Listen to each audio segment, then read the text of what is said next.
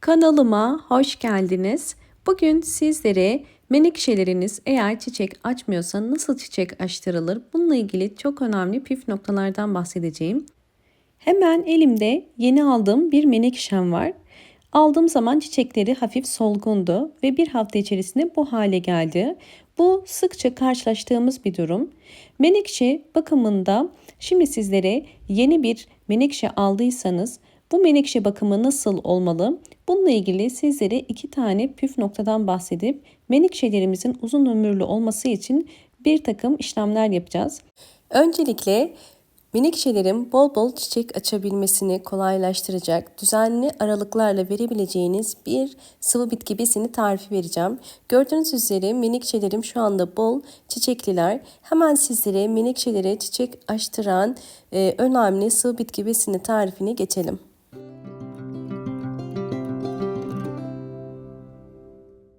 Sıvı bitki besini için bugün pirinç kullanacağım. 1 yemek kaşığı kadar pirinç kullanıyorum.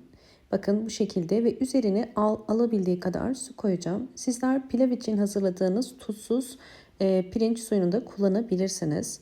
Biraz karıştırıp 30 dakika bunu bekleteceğim.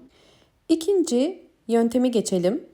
İkinci yöntem için aloe vera jeli kullanacağım. Aloe vera bitkisi evdeki bütün çiçeklerinize gübre yaparken aloe vera suyu verebilirsiniz. Bakın içerisinde böyle bir sarı su var. Sarı su aktıktan sonra küçük dilimlere ayırıyorum.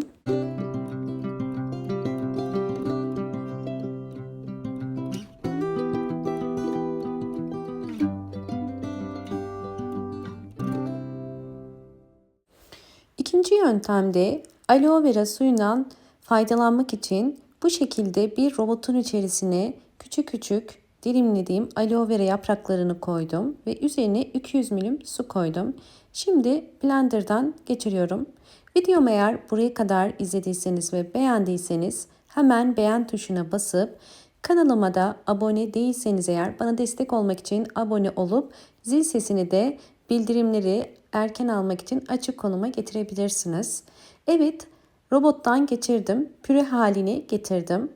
Burada dikkat etmeniz gereken süzmeniz. Çünkü aloe vera yapraklarının kökleri yapışmaması gerekiyor. Sadece suyunu kullanacağım.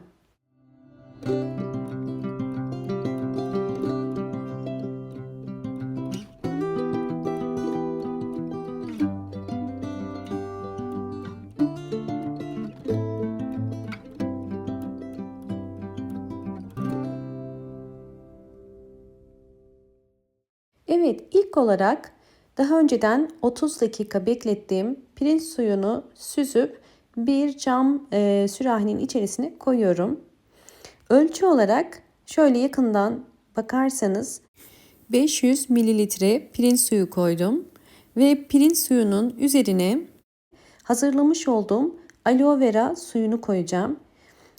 Aloe vera suyu da yaklaşık olarak 300 milim kadar. Yani 500 milim pirinç suyunun içerisine 300 milim aloe vera suyu koydum.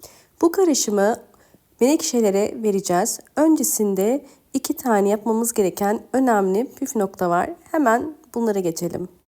İlk olarak eğer menekşelerinizin elimdeki gibi yaprakları solmaya başladıysa ya da çiçekleri bu şekilde kurumaya başladıysa ve açmayan tomurcukları da kuruduysa ilk yapmanız gereken bunları kesmek.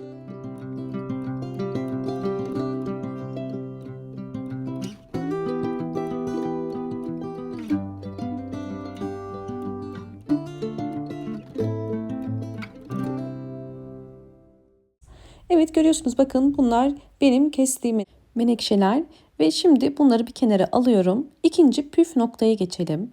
Eğer yeni aldığınız menekşe bu şekilde toprağa gövde kısmı çok gömülüyse bu menekşeler için bir dezavantaj. Çünkü sulama esnasında direkt su gövdeye girecektir ve bu da menekşelerde kısa sürede yaprakların solmasına ve gövdenin çürümesine sebep olacaktır. Bunun için yapmanız gereken sadece saksıyı değiştirmeden bu şekilde bakın kenar kısımlardan fazla olan toprağı eliniz ile almanız. Bu işlem ile gövde kısmını açacağız ve böylelikle sulama esnasında gövde kısmına çok fazla su girmemiş olacak. Menekşeleri sulama yaparken mutlaka toprağına bakın. Menekşenin toprağının sürekli nemli olması gerekiyor. Çok fazla su verip çürütmeyin. Fakat çok kuru da bırakırsanız çiçekleri kısa sürede solup çürüyecektir. Evet, gövde kısmını yeterince açtım. Ve menekşemi şimdi aydınlık bir yere koyup sizlerle bu menekşemin sonraki halini de özellikle aşamalarında göstereceğim. Menekşelerin çiçek çıkarabilmesi için tabii ki sıvı bitki besini de kullanıyorum. Özellikle ikinci saksı kullanıyorum ve su verirken ya da gübre verirken ikinci saksıya direkt su koyup menekşeyi içerisine oturtabilirsiniz.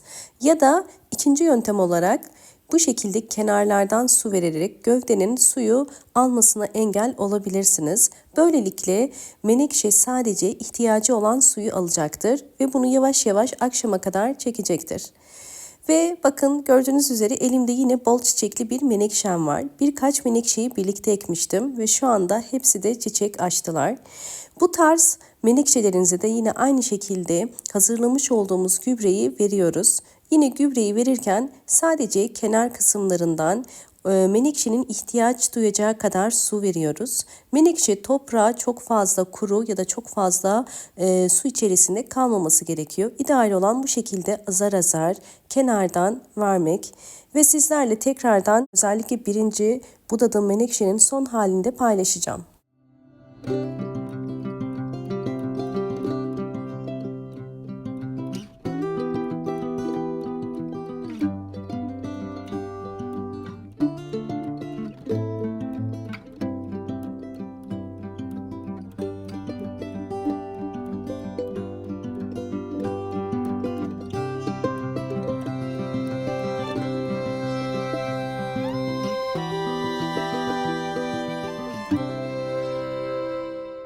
Umarım bu videom sizler için faydalı olmuştur. Eğer videomu buraya kadar izleyip beğendiyseniz hemen beğen tuşuna basıp kanalıma da abone değilseniz eğer bana destek olmak için abone olabilirsiniz.